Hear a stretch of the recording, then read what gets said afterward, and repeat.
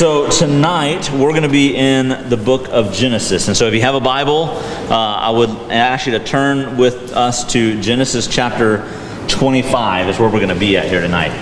And I want you to start thinking just for a moment before we get into, I want you to start thinking for a moment about your favorite redneck joke. Okay?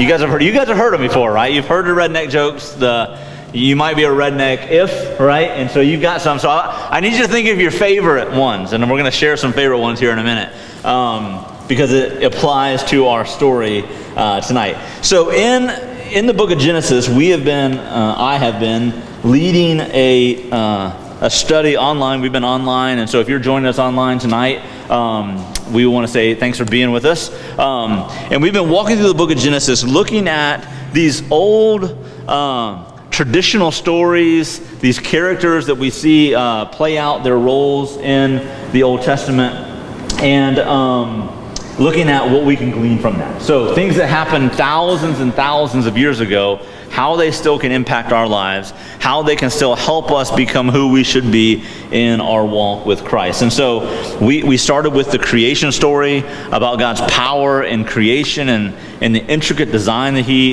gave to this world and even us and our bodies. We looked at the story of how destructive sin was and has been all throughout the book of Genesis. It wasn't just pre-flood stuff that was bad. Like even after that, we see that sin was rampant in the world, and we'll even see that today in some of the situations we find the characters in these chapters today. We saw in the book of Genesis not just the devastation of sin, but the beauty of God's redemption. The idea that God came to Adam and Eve, covered their sin, or covered their nakedness, covered their shame, the way He still does that for us today, that He sent Jesus to cover our sin. And then so we've looked at all these different things, and we've started with Abraham's life, this patriarch of the Jewish nation, the beginning of the nation of Israel, and how God blessed Abraham, and then Abraham had Isaac, and now we're going to see that Isaac has a couple of children as well, and we're going to see that story here today and as that unfolds. And so today's story revolves around what I would call a NASCAR fan and a cooking show fan. That's kind of how I want to lay that out. How many of you guys watch cooking shows? Anybody watch cooking shows? My wife, Michelle, loves cooking shows, and she got me, I wouldn't say hooked on them, but when she's watching them, I'll watch them. Now, I have to be honest, when I watch the cooking shows they have on TV, 99% of the stuff they make, I would never want to eat. I can't even understand what they're saying. I don't understand, I can't read it. I don't know how they pronounce it. And what boggles my mind is you got these 10-year-old kids that get on these shows, and they cook this stuff, and they're like, yeah, we want you to make blah, blah, blah, blah, blah. And they're like, oh, I need this ingredient. And I'm like, I don't even know how to spell that. How do you even cook that stuff? How do you know? I can't even make bread, right? I need a frozen pizza, and I need hot dogs. That's what I need. And so you got a NASCAR fan, and we're going to see in this man named Esau, and you see this cooking show fan and a man by the name of Jacob. And we're going to see this story unfold. I was joking earlier with Dave and Diane that I call Jacob, or Esau is kind of the redneck guy. Jacob is kind of the, he's the big city kind of guy. That's kind of what I think about. Esau is wearing camo all the time, and Jacob is wearing sweater vests and things of that nature. That's just what I think about. So you got a redneck, and you got this kind of mama's boy, or whatever you want to call it. That's kind of what I think about. So you guys heard the redneck jokes. I need some new ones. So what are your favorite?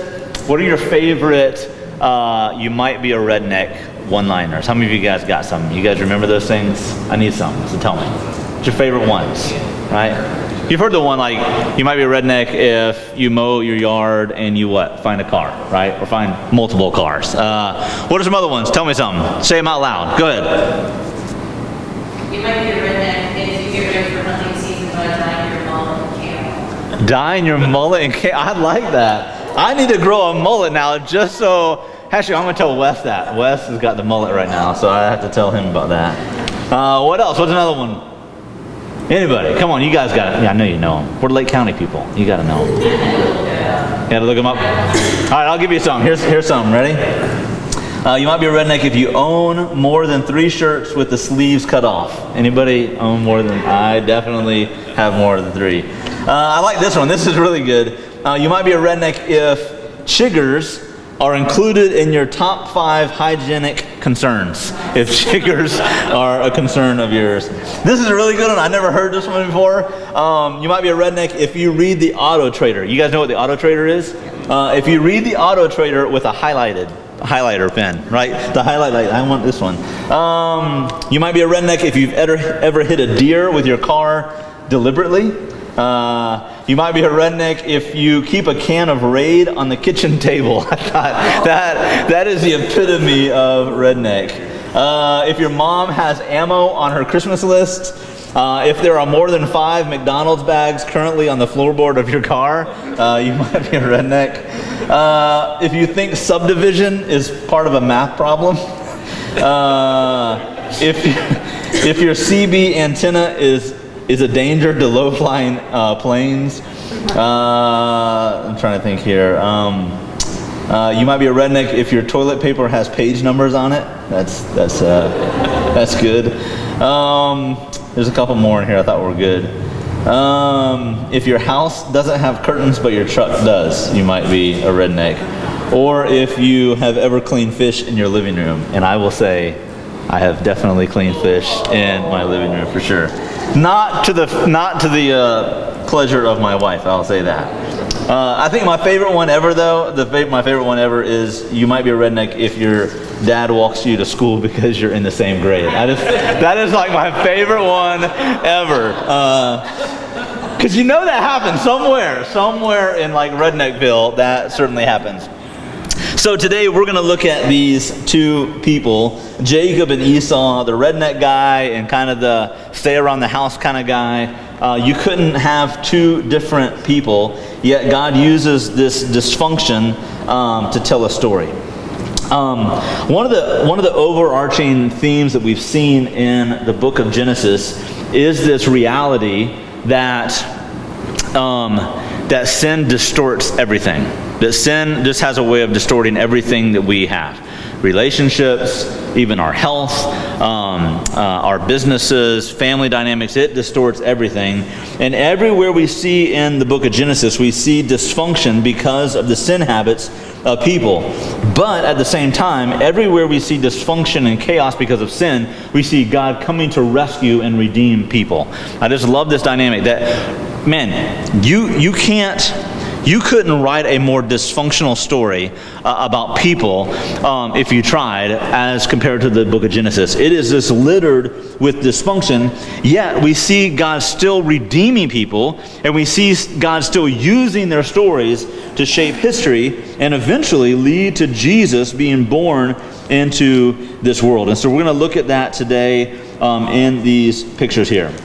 So we see dysfunction start way back at the beginning, right? We know Adam and Eve sinned, and because of their sin, death was brought into this world. We see it flow over into Cain, their son killing his brother Abel, and then we see Abraham choosing to, if you were with me, if you've been with us on the online thing, I used a phrase that I don't know if I should have used, but I used it, that Abraham whores out his wife. He is prostituting his wife. That's what he does. He sells her out, basically to save his own neck. It's a horrible, horrible thing.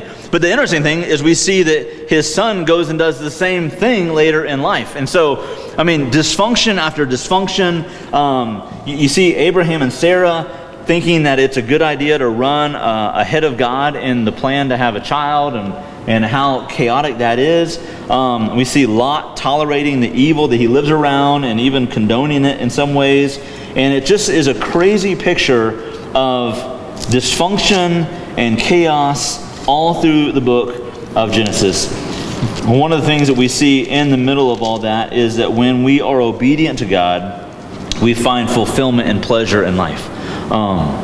That when we choose sin, it leads to dysfunction. When we choose disobedience, it leads to disarray in our life. But when we choose obedience, it leads to flourishing in our families and in our life. And so let's read in the book of Genesis, the beginning of this story. Genesis chapter 25 is where I'm going to be at.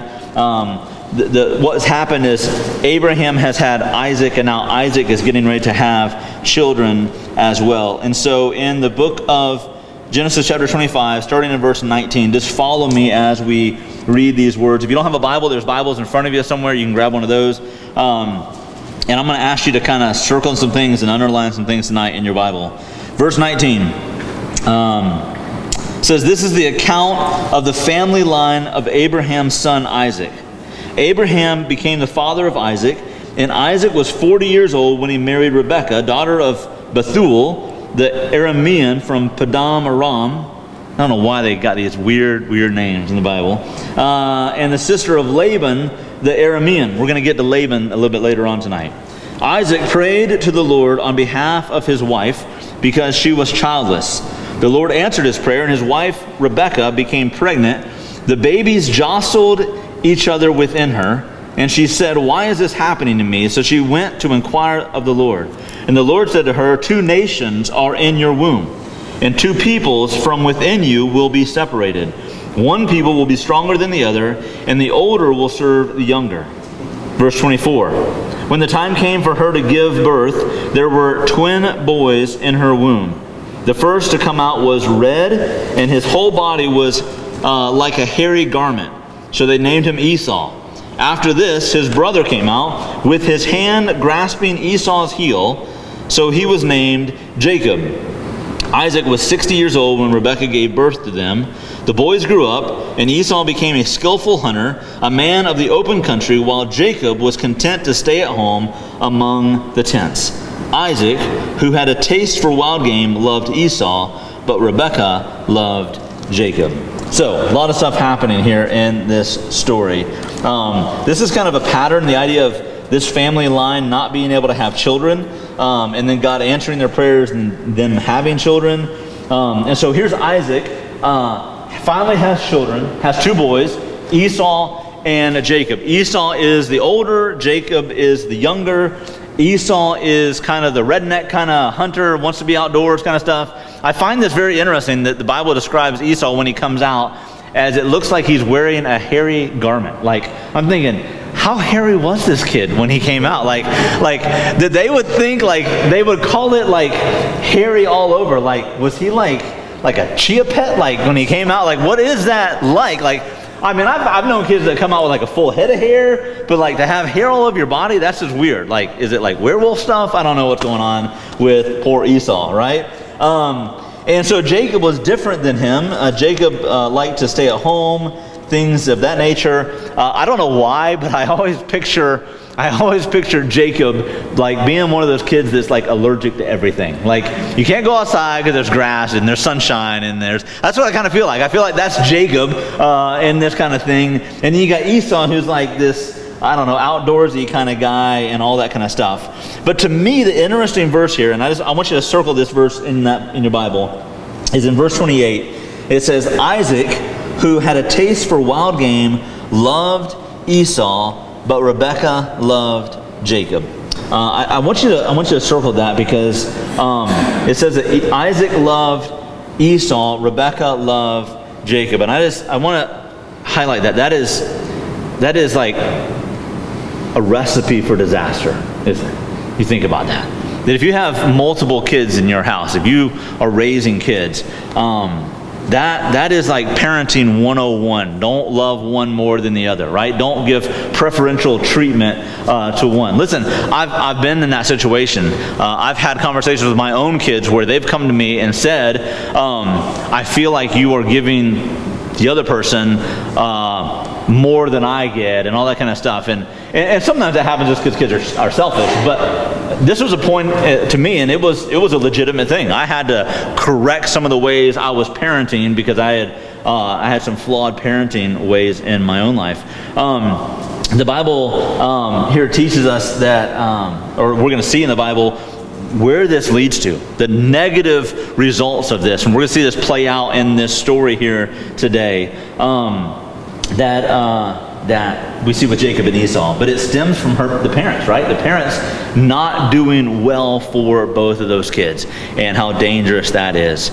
So Esau was the oldest of the children, and Jacob was the younger, and with that comes a lot of things that take place. And so I want to read the story here today that really we're going to dive into and see some things that really set the tone for the rest of Jacob and Esau's life. And we're going to learn, hopefully we'll learn some things from them in terms of our own life. So look at verse 29. It says, "Once when Jacob was cooking some stew, Esau came in from the open country famished. And he said to Jacob, 'Quick, let me have some of that red stew. I am famished.' That is why he is also called Edom. Jacob replied, verse 31, 'First, sell me your birthright.' 'Look, I'm about to die,' Esau said. 'What good is the birthright to me?' But Jacob said, 'Swear to me first.' So he swore an oath to him, selling his birthright to Jacob. Then Jacob gave Esau some bread and some lentil stew. He ate and drank, and then got up and left. And so Esau despised his birthright." So the birthright in ancient days, what do you guys think? What's a birthright? What do you guys think about this? How many of you guys have heard this before? What's a birthright? This child inherits Yeah. So the oldest child inherits what? What do they inherit? the responsibility to Okay. to be like the king. Yeah. The firstborn is the king. Very good. Has the authority in the family once dad's gone or once dad's not capable of carrying on. Yeah, very good. What else would they have inherited? Get a double portion. You get a double portion. They get the lion's share of the inheritance. So if there are, I don't know, 5 kids in the family, firstborn gets half of the inheritance. The rest of it gets rationed out to the other ones. Not a very fair system, but it was what was happening. That was commonplace in the first, or in ancient days. That was a very common thing around there. And so here is Esau, being the older son, holding the birthright, meaning he was in line to receive the lion's share of the inheritance. He was also going to have authority over his other siblings, that he would have the authority if there were judicial matters to deal with in the family, he would be able to make the decisions on behalf of the family. And so we see Esau faced with this decision, right? Esau comes in, he's been hunting, he's been working the fields, we don't know what he's doing, he's been out there, and he comes in, and his first thing is he says, what? I'm famished. When you think of that word, what do you think? When you say famished, what does that word mean? Starving, right? How many of you have ever had your kids say, I'm starving, right? And you're like, you just ate a whole box of cookies 30 minutes ago. There's no way you're starving, right? We use that word, I think, sometimes a little exaggerated. And I don't know, maybe I would imagine Esau was exaggerating a little bit more here. That he comes in and, was he hungry? Probably. Was he going to die? Probably not. Like, he just came in from working. He's not going to die from being malnourished, right? That's not what was going to happen right here. And so he asked for some stew because it looked good. And Jacob takes advantage, right? Jacob sees like, I got a golden opportunity right here. I got this carrot that I can dangle in front of my brother, and I might be able to get something out of this, right? How can I use this to my advantage? How can I get one up on my brother in this? Because, right, being the younger sibling, like I'm the oldest sibling, so I don't know what that's like, but I imagine being the younger sibling, it's always like you're trying to catch up, and you're like always getting the leftovers and all that kind of stuff. And so Jacob uses this to his own advantage, and he says, Jacob says, well, I tell you what, I'll trade you. I'll give you this really nice, hot, delicious stew if you'll trade me your birthright, if you'll trade me your inheritance, if you'll trade me all that kind of stuff. Esau, in his fragile state of mind, begins to think, well, what good, and I get to see him saying this, what good is the birthright? What good is more money if I die right now, right? So I might as well give up that, because if I don't eat, I'm going to die. Like, he is so like over it and not thinking clearly that he decides, okay, I will go ahead and I will trade my birthright and my inheritance for this bowl of stew, this bowl of soup that he gets. So a couple lessons I think we can gain from this. One, that I think we have to really be careful of is we have to really be careful what our appetite is craving in this world. So what is our appetite craving? You guys know me. I'm always craving some biscuits and gravy, right? Man, you got to have that. Actually, I'm really hungry right now, and that sounds really, really good. What's your appetite for gravy? Yeah. Well, that's just where I think. Yeah, that probably, maybe I did say that. I don't know. What's that? I might trade some money for some biscuits and gravy right now. Yeah, definitely. So here's Esau in this situation. And Esau in this moment had a craving to satisfy a hunger or an appetite for him. Nothing wrong with having an appetite for food. Nothing wrong with that, right? But what happened was his craving led him to making a poor decision in his walk with the Lord, in his walk in life. And the same thing for us, that you and I are going to face those kind of temptations often in life. That often we're going to face these temptations that are going to be fueled by our appetite. And you and I face these things all the time, right? And so maybe it's an appetite for power that we have. And maybe you want power really badly. Maybe that's in your business, or maybe that's in your family. Maybe you have an appetite for approval. And so you want people to like you. You want people to accept you. You want people to think highly of you. And so you begin to make all your decisions based off of the idea that I want people to like me, so I got to change the way I am or the way I live. Maybe it's an appetite for wealth and things of that nature. And none of those things are inherently evil, right? It's not wrong to have people like us. It's not wrong to have power and have influence. It's not wrong to have wealth. But if that is the appetite that drives everything we do, then everything gets out of balance. And what happens is we begin to make decisions based off of that appetite that is unhealthy, and we will make compromises in our faith, right? And so that plays out in our family life, that plays out in other things, and we'll see that here in a minute as we talk about these things. Another, I think, important lesson to learn from this story is the reality that it is good to hit the pause button at certain times in our life. That there are times it is a good idea to hit the pause button in our life. And I've talked about this on a Sunday before. That there's a reason that in the New Testament we read James' words to us. James says, be quick to listen and slow to speak, right? Slow to become angry. Why does he tell us to be slow to become angry? Or more importantly, maybe, why does he tell us to be slow to speak? Why is that a good thing to do? Why does he say be slow to speak? What happens if we're not slow to speak? We say things out of anger. We say things that we don't really think through, right? And man, we've all been there. We've all been there where we've said something, and as soon as we say it, we go, whoops, I shouldn't have said that. I wish I could take it back. We've all been there. And the same thing goes with temptation, right? What if Esau in this situation could have hit the pause button? Think about that. What if Esau could have hit the pause button, and what if he could have listened to God speaking to him? Like, I could sense God. I could see God saying something like, Esau, I just want you to hold up just for a minute, right?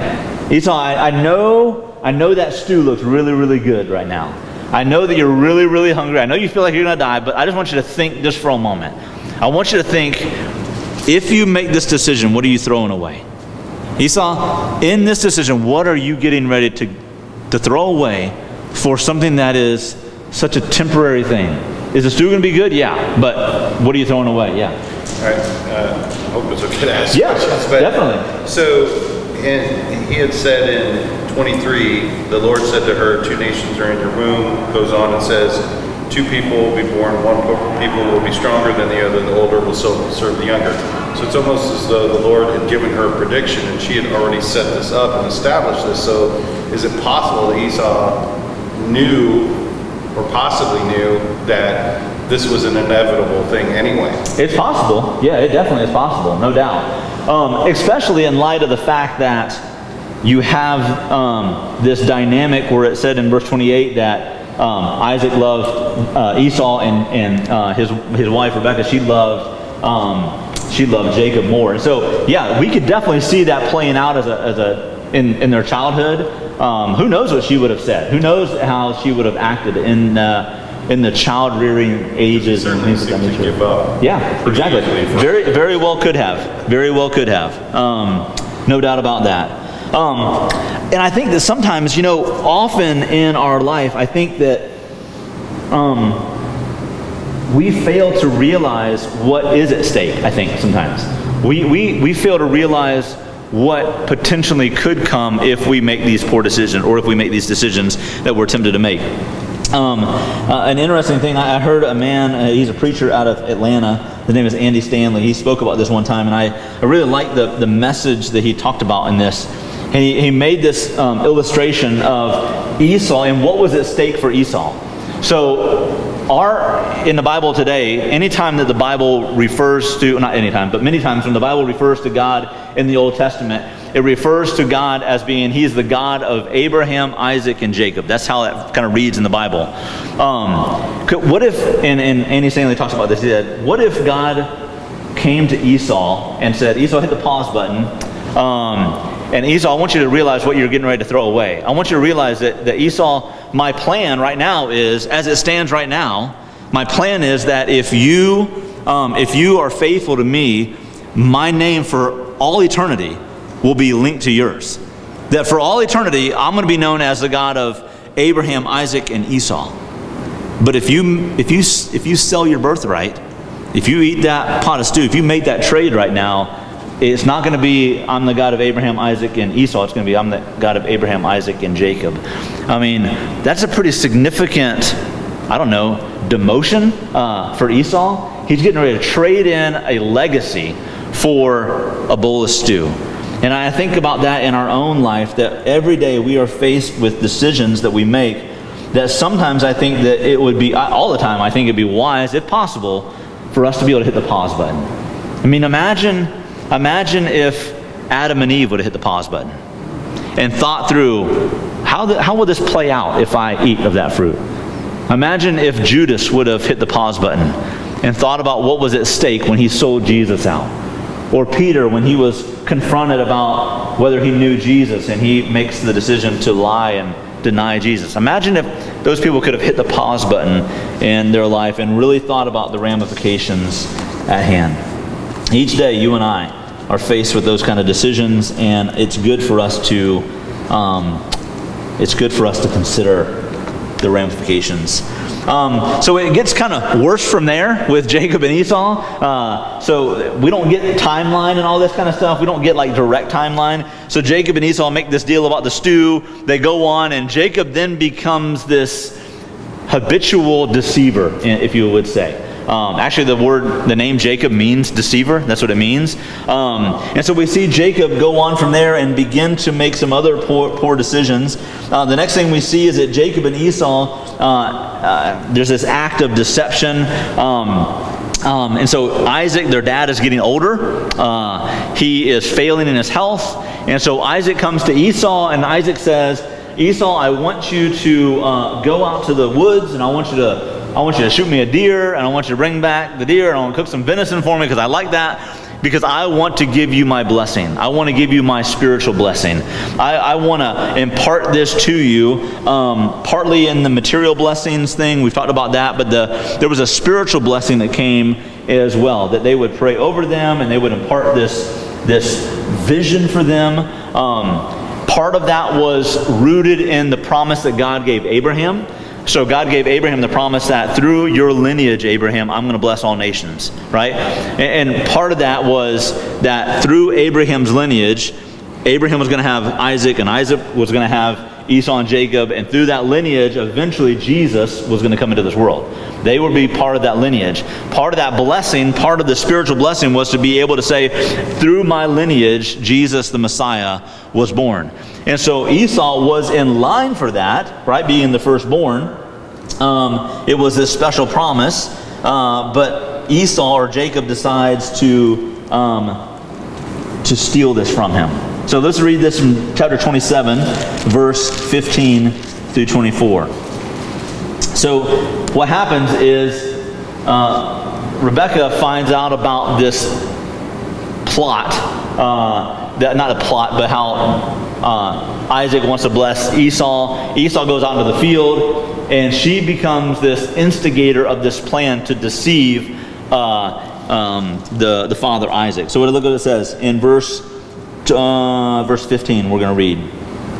It says, "Then Rebekah took the best clothes of Esau, her older son, which she had in the house, and she put them on her younger son Jacob. She also covered his hands and the smooth part of his neck with goat skins." And I just have to stop there.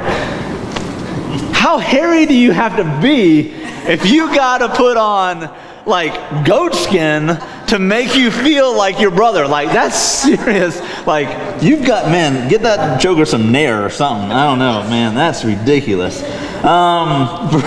We're going verse 16. "So she covered his hands and the smooth part of his neck with goat skin, and then she handed to her son Jacob the tasty food and the bread she had made. Jacob went to his father and said, 'My father.' 'Yes, my son,' he answered. 'Who is it?' Jacob said to his father, 'I am Esau, your firstborn.'" It tells us that that Isaac's eyesight was bad, so he couldn't see, right? That's what they're trying to fool. Jacob said, "I am Esau, your firstborn. I have done as you have told me. Please sit up and eat some of my game so that you may give me your blessing." Isaac asked his son, "How did you find it so quickly, my son?" "The Lord your God gave me success," Jacob replied.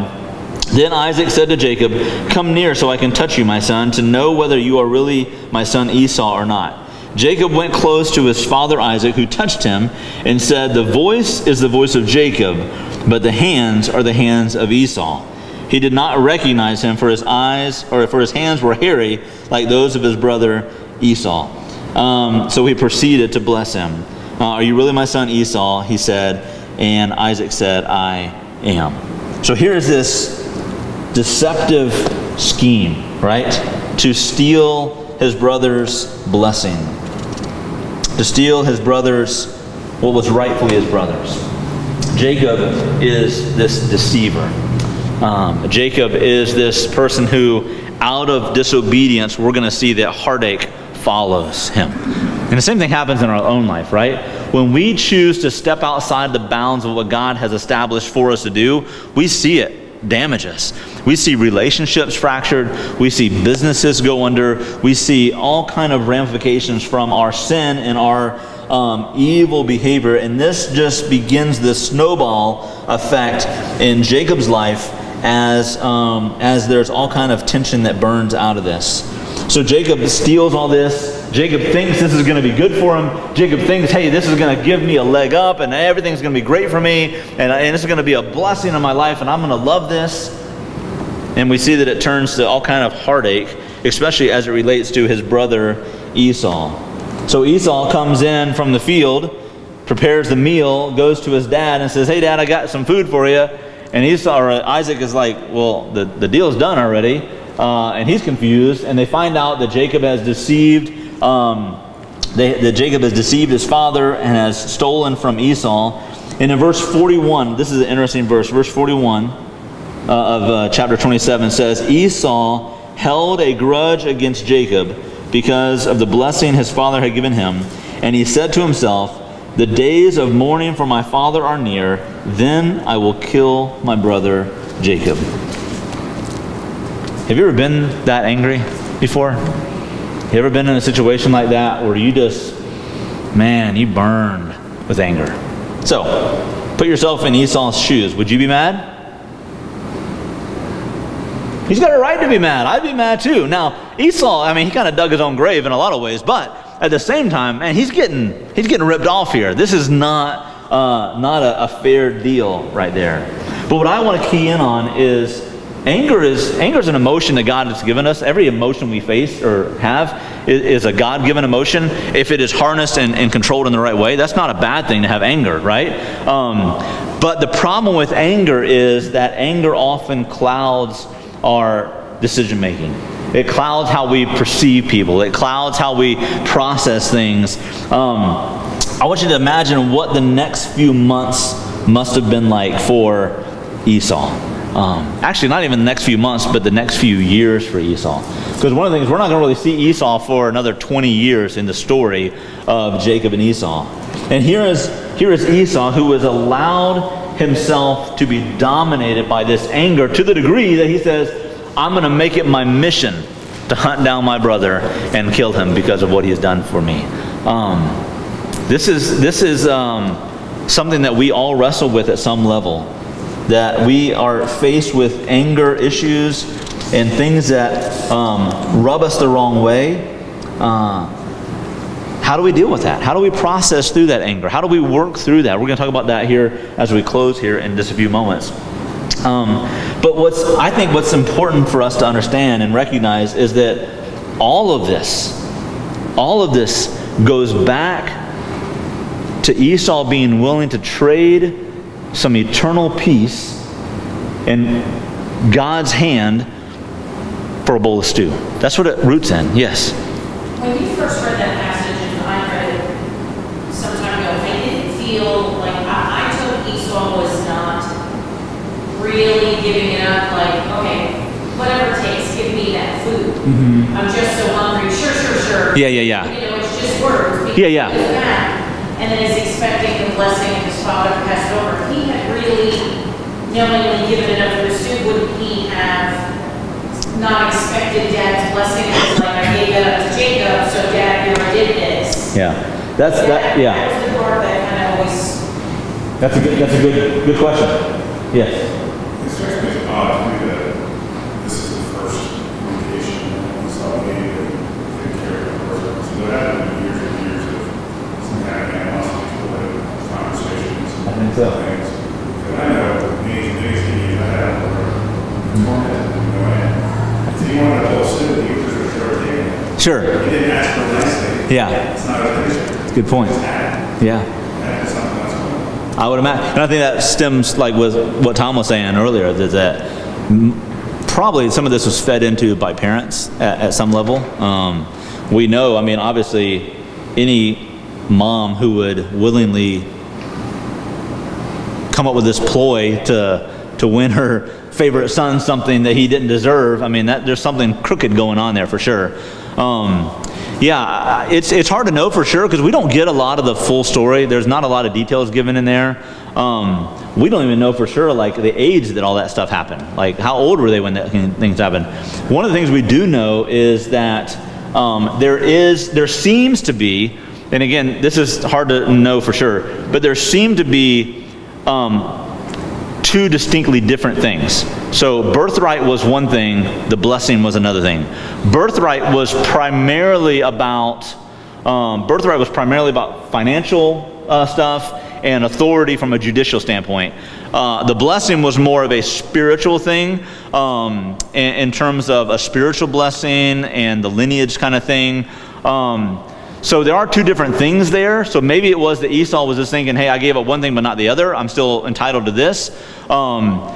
There are thoughts as well that maybe Esau didn't really think that it was a legit thing, like they didn't shake hands on it. But the scripture says that Esau made an oath that day. So there was a legitimate oath that was made saying it was like a signed contractual agreement that he was going to do that. So whatever possessed Esau to go down that road, we don't know for sure. Whether it was parent interference, feeding into this kind of animosity and tension, or whether or not just he wasn't as spiritually grounded as he should have been. And we see some indication of that as well. But here's what I think is important also to think about. We see, and we don't have time to go into all the details of this, but I do want to mention this because we talk about the dysfunction. How many of you guys remember the show Jerry Springer? You guys remember the Jerry Springer show? When I read parts of the book of Genesis, that's what I think of. I think that Jacob and Esau and their whole family, man, it could be on the Jerry Springer show. Like, it is so dysfunctional, like absolutely dysfunctional. And so from this, we think that Jacob, at least in Jacob's mind, he thinks this is what I want. Man, I'm scot-free, I'm good. But what we find is that Jacob is forced then to leave and run away. And not only does he run away, but he runs away empty-handed. He doesn't have anything. I mean, he runs because Esau is hunting him down. His brother's a hunter, like I'm not a hunter, so I need to run. And so he flees for his life. And we see that for the next 20 years of his life, he lives looking over his shoulder. He lives with this idea that I need to watch my back because my brother's going to hunt me down and kill me. We see that Jacob flees, and he ends up running to and runs into an old family member. It's an uncle. His name is Laban. Laban is Jacob's uncle. When he gets there, he meets some shepherds and all that kind of stuff, and he also meets this woman by the name of Rachel. Rachel was kind of tending the sheep. He falls in love with her. It's the first picture of the first date off of farmersonly.com. And so they decide, hey, we love each other, and they want to get married. It's a really interesting thing. So Jacob falls in love with this woman named Rachel, and he goes to Laban and says, hey, I want to marry your daughter. He says, here's what you need to do. You need to work for me for 7 years, then you can have my daughter's hand in marriage. So he works 7 years. I mean, that's serious courtship dating, right? He goes and he works for 7 years. They decide, okay, the day is the day, we're going to have the marriage. They have the marriage. The honeymoon is like over. It's a one-night honeymoon type thing. The next morning, Jacob wakes up and he realizes that he has been duped. He has been tricked. He has been deceived. He does not marry Rachel, but he marries Leah, the older sister, not the one he's in love with, and he is upset. Now, I got a lot of questions like that go on that night. Like, first of all, like how do you like go all night long in the wedding, in the honeymoon, and not know this is the woman you love? Like, did they have like really dark veils back in those days?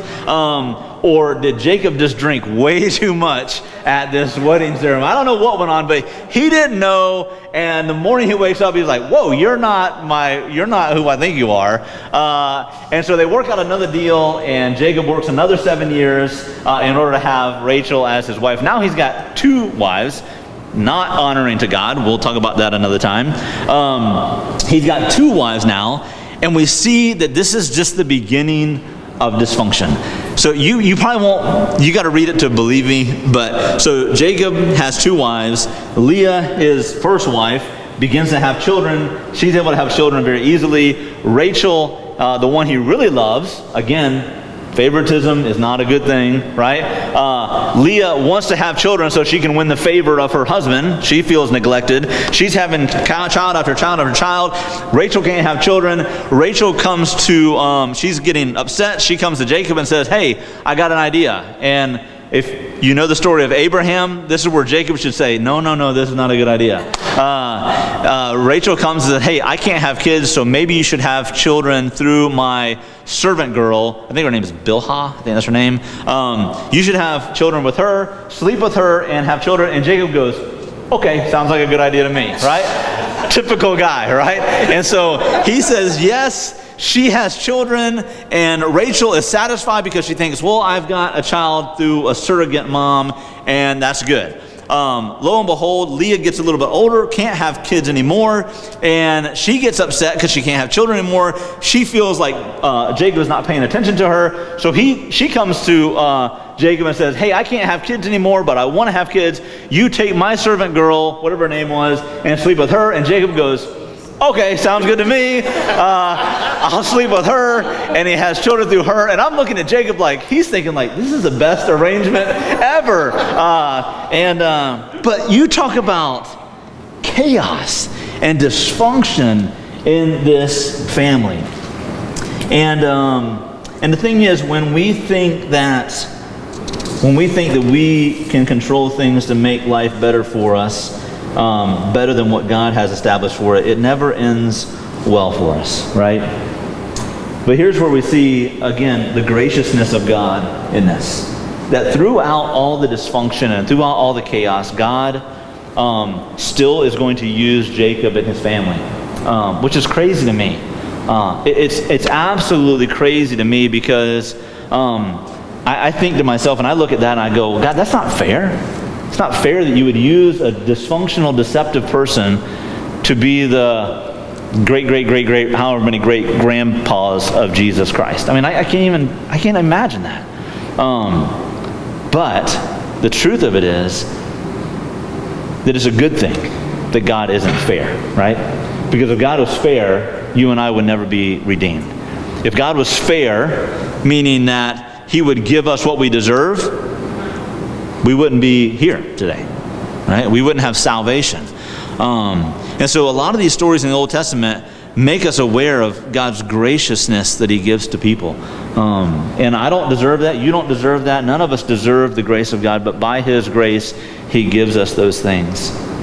And we see the graciousness of God at the end of this story today of Jacob and Esau, in that 20 years has now passed, and Jacob decides, he gets called by God to go back to his home country, and he doesn't really want to go because who's waiting at home for him? Esau.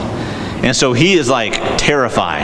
And so he's getting ready to head off to go back home, and he gets some of his servants and says, hey, I need you to do me a favor. I need you to go, and I want you to go find Esau, my brother, and I want you to tell him like 100 zillion times that I apologize for what I did. I was wrong. I didn't mean it. All that kind of stuff. Would he accept me back home? So they go, the servants go, and they find Esau, and then they come back and they give the report to Jacob. And the report is, hey, we found Esau, and he's coming to meet you, and he's got 400 men with him. And Jacob is like, well, that's not how I wanted this to go, right? And he's thinking like, they're coming to kill me. This is not going to be good. And so Jacob starts getting strategic, and he starts like separating his family. So like, if some of them get killed, like not all of them will be killed. And then he says, you know what? I'm gonna bribe my brother. And so the Bible tells us he sends ahead 220 goats, 220 sheep, 30 camels with their young, 50 head of cattle, and 30 donkeys, trying to like bribe his brother. Hey, listen, I'm going to give you a bunch of stuff. Please don't kill me, right? That's what he does. And so the next thing we see is that Jacob and Esau actually meet. In verse 30, or chapter 33, verses 1 through 4, it says this. It says, Jacob looked up, and there was Esau. I love that phrase. There was Esau. And you know Jacob is just like shaking in his boots, because he knows like, I'm not going to beat my brother up. There's no way I'm going to win this battle. It says, Jacob looked up, and there was Esau coming with his 400 men. So he divided the children among Leah, Rachel, and the 2 female servants. He put the female servants and their children in the front, Leah and her children next, and Rachel and Joseph in the rear. Again, you still see this kind of favoritism being played out in this stuff. In verse 3, he himself went on ahead and bowed down to the ground 7 times as he approached his brother. But Esau ran to meet Jacob and embraced him, and he threw his arms around his neck and he kissed him, and they wept. And I love that story because only the grace of God could do that, right? Here is Esau who made a vow that I'm not going to rest until I can kill my brother. And now we see Esau forgiving him of the crimes that he committed against him. So it makes me think about some lessons about us and our relationships. That, you know, when we have tension in relationships, and we're going to have tension. It might be a friend that we have tension with, and a fight and animosity. It might be a spouse. It might be one of our kids. It might be one of our parents. It might be, who knows? We all face that. Couple different things that I think about in this that are good for us. One is, I would encourage, when we have those kind of tension-filled relationships, that we would pray that God over time would heal those wounds, right? That God over time would begin to heal and mend those hearts. That there might not ever even be reconciliation, but that God can still heal. Because God can still heal us even if there's not reconciliation, right? We pray that there's reconciliation, but we have to pray that God would heal our hearts. God obviously did some healing in Esau's heart. He obviously healed Esau to the degree that he was able to offer forgiveness to his brother.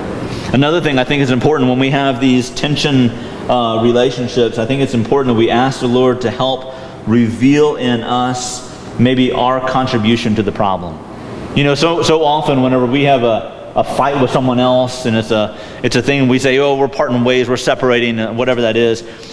So often it's really easy for us to sit there and look and say, well, if they'd have done this, or if they'd have not done that, or if they'd have done better, it's really easy for us to point the finger at them and say it's all their fault. But maybe the prayer should be, Lord, help me see the error in my way.